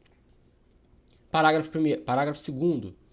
Se intimado, o advogado não devolver os autos no prazo de 3 dias, prazo aqui do CPC, tá? Perderá o direito à vista fora de cartório e incorrerá em multa correspondente à metade do salário mínimo. Então, lógico que as normas internas de cada tribunal vão detalhar muito mais isso aqui, né? Vão trabalhar muitas situações envolvendo isso aqui, tá? Mas aqui no CPC é basicamente isso aqui. Então, o advogado ele é intimado. A partir da intimação, é intimado para devolver o processo, né? A partir dessa intimação, ele tem um prazo, de acordo com o código, de 3 dias para devolver o processo. Se ele devolve o processo, ok, vida que segue. Mas, se apesar disso tudo ele não devolver o processo, vão acontecer duas coisas. Primeiro, perderá o direito de vista, o direito à vista fora de cartório, ou seja, ele não pode mais pegar o processo. Ele não vai poder mais fazer carga nos autos, né? E, segundo, incorrerá em multa correspondente à metade do valor do salário mínimo, tá? Se ele não devolver dentro desse prazo. Parágrafo 3º. Verificada a falta, o juiz comunicará o fato à seção local da OAB para procedimento disciplinar e imposição de multa, aí é lá com a OAB. É lógico que se o advogado não cumpre aí a determinação do parágrafo 2º, além dessas punições, que são aplicadas diretamente pelo juízo, né, ainda haverá a comunicação por parte do juiz à OAB. Aí a OAB vai tomar os procedimentos aí que forem cabíveis, né, para aplicar punições a esse advogado. Parágrafo 4º. Se a situação envolver membro do Ministério Público, da Defensoria Pública ou da Advocacia Pública, a multa, se for o caso, será aplicada ao agente público responsável pelo ato. É lógico. MP, Defensoria e advogado público também tem que devolver processo, né? Eles gastam tempo com o advogado privado, mas os agentes públicos aqui mencionados, eles também têm essa responsabilidade de devolver processo dentro de prazo. Se não cumpre o prazo, aplica a multa. Repito, as normas internas de cada tribunal vão detalhar regimento interno, código, normas da corregedoria, códigos de normas, consolidação, enfim, né? Vão trabalhar, não importa o nome que o Tribunal de Justiça vai dar, o Tribunal do Rio, de São Paulo, de Minas, do Espírito Santo, cada um vai dar seu nome. Vão trazer muito mais detalhes aqui do que isso aqui, né? Mas a aplicação da multa, o detalhe que se põe, é para o agente público, não é para o órgão.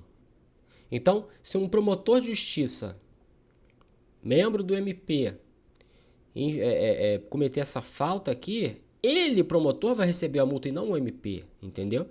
A multa será aplicada ao agente, não ao órgão. Se é o defensor público, a multa é para ele como pessoa física, e não para o órgão, não para a Defensoria Pública, né? Beleza. Parágrafo 5º. Verificada a falta, o juiz comunicará o fato ao órgão competente responsável pela instauração de procedimento disciplinar contra o membro que atuou no feito. Aí lá, dentro do Ministério Público, quem é o responsável para instaurar um procedimento administrativo contra esse promotor? Dentro da Defensoria Pública, qual é o órgão responsável? Aí cada um vai ser. Aí o parágrafo 5º ele fala, tem que comunicar esse órgão. Né? Qual é o órgão, cada instituição vai ter o seu próprio órgão para instaurar um procedimento disciplinar contra esse membro aí que cometeu essa falta. Artigo 235. Qualquer parte, o Ministério Público ou a Defensoria Pública poderá representar ao corregedor do tribunal ou ao Conselho Nacional de Justiça contra juiz ou relator que injustificadamente exceder os prazos previstos em lei, regulamento ou regimento interno. O juiz também não fica de fora. O juiz, ele excede prazo? Excede. Há preclusão para ele? Não. Por quê? Porque o prazo para o juiz é prazo impróprio, não gera preclusão. Se ele tem um prazo para proferir a sentença e ele não profere a sentença dentro desse prazo, não vai precluir. Ele vai continuar com a atribuição, a competência para proferir a sentença, mesmo após o prazo estabelecido no código, tá? Porque é prazo impróprio. Beleza. Agora, quando ele excede injustificadamente, quando ele excede desarrazoadamente, sem qualquer justificativa, tem coisa que o tribunal admite, por exemplo, excesso de processo, isso acontece, tá? O próprio tribunal sabe disso, tem todo um trabalho da corregedoria em cima disso. Mas, por outro lado, realmente tem juízes que são ótimos juízes, mas não são bons de administração. Isso é fato, isso aí não tem como negar, acontece, é da pessoa. A pessoa é ótima como direito, como juiz, os julgamentos são excelentes, mas como organização administrativa, a pessoa às vezes não é boa. Tem uns que são muito bons, tem uns que são bons em tudo. Mas acontece, aí o juiz tá tá embolado ali, então vamos lá, tem que representar contra esse juiz. Aonde? Perante o corregedor, que a função dele é essa, ou o CNJ, né? Tem os dois aqui. No parágrafo 1º, distribuída a representação ao órgão competente, seja o corregedor, seja o conselho, e ouvido previamente o juiz, não sendo o caso de arquivamento liminar, será instaurado o procedimento para a apuração da responsabilidade, com intimação do representado por meio eletrônico para, querendo, apresentar justificativa no prazo de 15 dias. Então, distribui a representação. Esse é o primeiro ponto. Distribui a representação. Ouve previamente o juiz. Segundo ponto. Distribui lá, né? Tá a entrada. Segundo passo é exatamente ouvir previamente o juiz, antes de qualquer coisa. Aí eles vão decidir. É caso de arquivamento liminar? É, arquivamento. Então, por quê? Porque não tem nada, não tem fundamento, o negócio é desarrazoado por parte de quem representou é que está errado, está viajando e tal. Arquivamento liminar. Ah, não é caso de arquivamento liminar. Então, instaura o procedimento. Então, passo 3 é a instauração do procedimento. Passo 4, intimação do representado. Quem é o representado? O juiz. Intimação do representado. E apresentação justificativa no prazo de 15 dias. Aí, apresentação justificativa no prazo de 15 dias. Então, distribui a representação, né? Ouve o juiz, o representado. Se for caso de arquivamento, arquiva. Se não for caso de arquivamento, instaura o procedimento. Intima o indivíduo e ele tem um prazo de 15 dias para apresentar a sua justificativa, que é a sua defesa. Parágrafo 2º. Sem prejuízo das sanções administrativas cabíveis, em até 48 horas após a apresentação ou não da justificativa de que trata o parágrafo 1º, se for o caso, o corregedor do tribunal ou o relator lá no CNJ determinará a intimação do representado por meio eletrônico para que em 10 dias pratique o ato. Então é o seguinte, injustificadamente exceder os prazos. Por quê? Porque o juiz ele tem que praticar um ato e ele não pratica. Vamos colocar um exemplo aqui, sentença, um ato do juiz, uma sentença. Um exemplo, tá? Então o juiz está atrasando muito, já tem, 6 meses para ele proferir a sentença até agora. Então é um negócio desarrazoado. Distribui lá, ele vai apresentar a sua justificativa, aí vem o parágrafo 2º. né?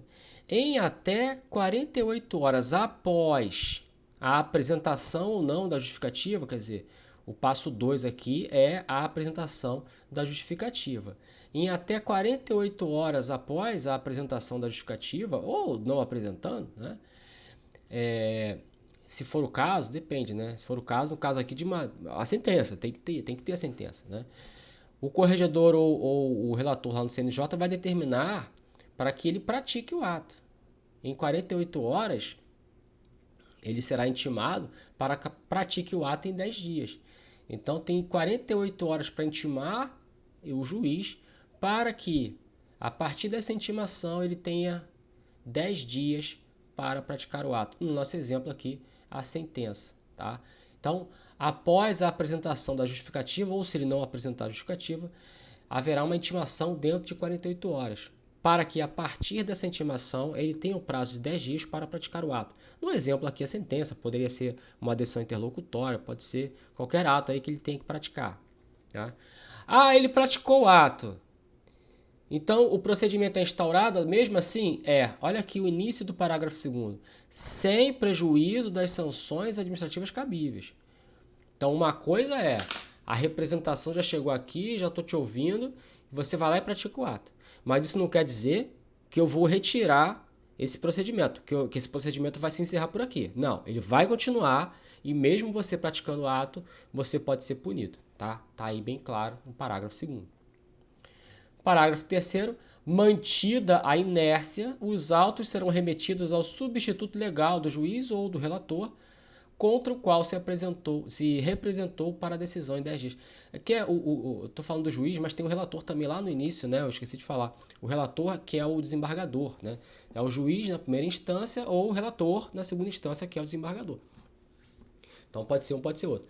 Se esse representado, apesar de intimado, não pratica o ato, manda o processo para o substituto legal dele. Aí quem é o substituto, isso vai depender da organização interna de cada tribunal, né? E esse substituto vai lá e pratica o ato. Beleza? Tá aí. Fechou. Um abraço, fica com Deus. Tchau. Olá, Leandro Campos. Vamos resolver questões de processo civil referente a prazos, questões da banca FGV. Primeira questão. No âmbito dos processos judiciais, é considerado prazo o intervalo de tempo para que determinada conduta seja realizada. Nesse sentido, prazos. A letra A fala peremptórios, podem ser alterados pela vontade das partes? Não. Na verdade, olha, 2023, né? Não é tão, é uma questão recente, né? É mais ou menos recente. O prazo dilatório é que poderia ser alterado pela vontade das partes. Por que eu estou falando de questão recente? Porque essa classificação hoje em dia já perdeu meio que sentido, entendeu? Mas ainda cai em prova. Não tem mais sentido nenhum esse prazo que esse pode ser alterado, outro não. Praticamente tudo pode ser alterado. Então perdeu o sentido. Mas o peremptório, na classificação originária, ele não podia ser alterado. O dilatório é que podia ser alterado. Então a letra A está errada. B. Judiciais são estabelecidos pelo juiz no caso de omissão legal. Sim, quando a lei não diz, o juiz dá o prazo. E aí esse prazo dado pelo juiz é um prazo judicial. Perfeito. C. Próprios são aqueles definidos em lei. Não. Próprio é aquele prazo que gera preclusão se não for praticado. Pode ser definido por lei, pode ser definido pelo judiciário, né? Pode ser aquele que é definido em lei é o prazo legal. Né? O prazo próprio é outra classificação. D. Serão contados excluindo o dia do começo e o dia do vencimento. Exclui o dia do começo, mas inclui o dia do vencimento. Então aqui está errado. Aqui está excluindo o dia do começo, beleza, mas está excluindo também o dia do vencimento. Aí aqui está errado, inclui o dia do vencimento. Letra E. Podem ser renovados, caso seja verificada a situação de justa causa, sim, desde que previamente informada pela parte. Esse previamente é que não está encaixando, porque a justa causa, o código não fala que a informação tem que ser prévia, que tem que ter essa informação prévia, não fala isso. Desde que haja uma verificação de justa causa. Isso pode ser informado até depois do prazo, né? Tem casos, muitos casos, comigo mesmo já aconteceu, a parte perdeu o prazo por uma justa causa e depois que acabou o prazo foi lá e informou: olha, eu não fiz por causa disso. Informa ali a justa causa, mesmo após o prazo já ter sido extinto, porque senão não teria sentido, né? Então esse previamente informado é que está errado aqui, então ficou letra B. 2. Acerca dos prazos processuais, assinale a afirmativa correta, letra A. Salvo disposição em contrário, os prazos serão contados incluindo o dia do começo e o de vencimento. A mesma coisa. Exclui o dia do vencimento e inclui desculpa, exclui o dia do começo e inclui o do vencimento. Aqui ele está incluindo tudo, né? Então está errado. Letra B. Na contagem de prazo em dias, estabelecido por lei ou pelo juiz, computar-se-ão somente os dias úteis. Sim, seja prazo legal, seja prazo judicial, é sempre dia útil. C. Os litisconsortes que tiverem diferentes procuradores de escritórios de advocacia distintos terão prazos contados em dobro para todas as suas manifestações, inclusive nos processos em autos eletrônicos. Então, essa parte final aqui está fora. É aqui que está errado. Né? Então, os litisconsortes, sim, que tiverem diferentes procuradores, diferentes advogados de escritórios diferentes, eles terão prazos contados em dobro. Ok. Mas se for processo eletrônico, não tem. Se for em autos eletrônicos, isso não existe. Tá? Então, ele está, inclusive nos processos em autos eletrônicos, está errado. D. Quando houver mais de um réu, o dia do começo do prazo para contestar será contado individualmente para cada litigante. Não. Para contestar. A contestação, havendo mais de um réu, ela vai ser prazo comum. Então não é prazo individual. Inclusive, o prazo para contestar vai ser, por exemplo, todo mundo ali foi citado pelo correio, com aviso de recebimento. Você tem lá, por exemplo, 5 réus, 5 avisos de recebimento. Cada um deles tem que ser juntado no processo. Quando juntar o último, aí começa a contar o prazo para todos os 5.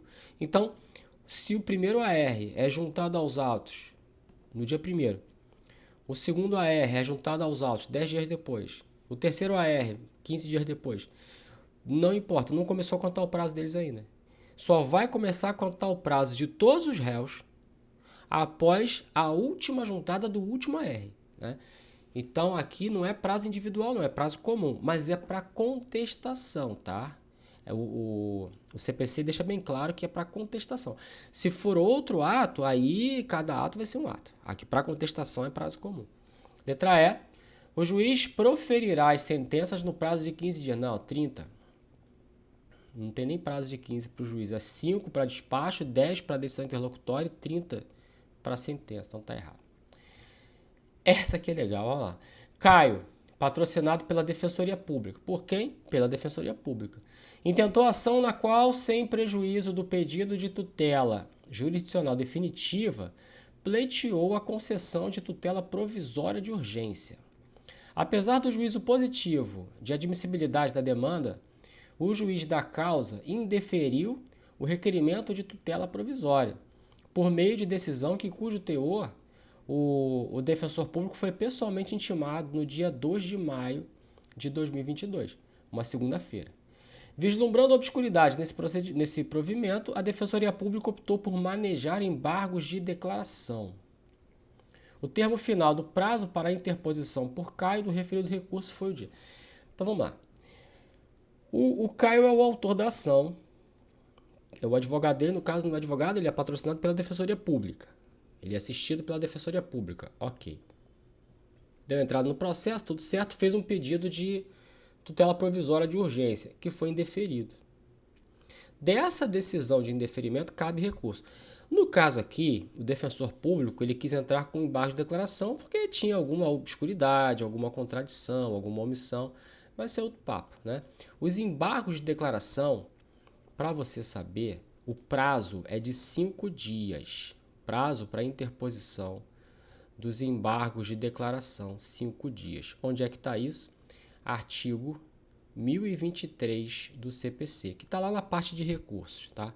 Artigo 1023. Então é importante você saber isso aqui, tá? Beleza, eu já fiz a colinha aqui para você. E ele quer entrar embaixo da declaração da decisão que negou a tutela provisória de urgência. Beleza. Quando é que ele foi intimado? Foi pessoalmente intimado, a intimação dele é pessoal, ok? No dia 2 de maio, que caiu numa segunda-feira. Então, ó, dia 2 de maio, vou colocar aqui, ó, segunda-feira, dia 2. Então, o prazo... o outro detalhe, ele está pela Defensoria Pública, né? No caso da Defensoria Pública, vamos colocar uma outra setinha aqui, pelo artigo 186, e tem esse detalhe, 186 do CPC, o prazo para a Defensoria Pública para se manifestar nos autos é sempre em dobro. É sempre em dobro. Então, esse prazo de 5 dias para interpor embargos de declaração, no caso da Defensoria Pública, esse prazo será de 10 dias. Olha que legal essa questão. Será de 10 dias. E ele foi intimado numa segunda-feira, dia 2. Exclui o dia do começo. Esse dia aqui não vai contar, tá? Esse dia não vai contar, inclui o vencimento. Então, começa a contar na terça, dia 3. Quarta, dia 4. Quinta, dia 5. E sexta-feira, dia 6. Aí, sábado e domingo não vão contar. Dia 7 e dia 8. Tá? Aí na outra segunda, dia 9. A terça é dia 10. A quarta é dia 11. A quinta é dia 12. A sexta é dia 13. Sábado, 14 não conta. Domingo, 15 não conta. Vamos fazer uma conta de quantos dias já tem aqui? Vamos mudar aqui a cor. Cara, eu vou colocar um roxo, velho. Então são 10 dias, né? Aqui é o primeiro dia, segundo dia, terceiro dia, quarto dia. Sábado e domingo não conta, porque são só dias úteis, tá? Aqui é o quinto dia, sexto dia, são 10, né? 7, 8, 9, aqui não conta e aqui não conta. Então a próxima segunda-feira, que cai no dia 16 de maio de 2022.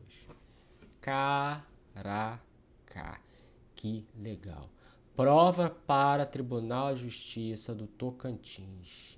Aí o cara, vou pro Tocantins que não tem ninguém, meu filho, vai lá. Dia 16 de maio, tá aí. Lembrando os detalhes da questão. Se você contar 5 dias, se fosse 5, qual 5? Dia 9, né? Aí tem dia 9 aqui, ó. Aqui, ó. Olha o malandrinho. Embargo de declaração, 5 dias. Eu vou contar 1, 2, 3, 5, 9. Aí se lascou, porque a Defensoria Pública é prazo em dobro. Vai pro dia 16. Beleza. Vamos pra frente. 4.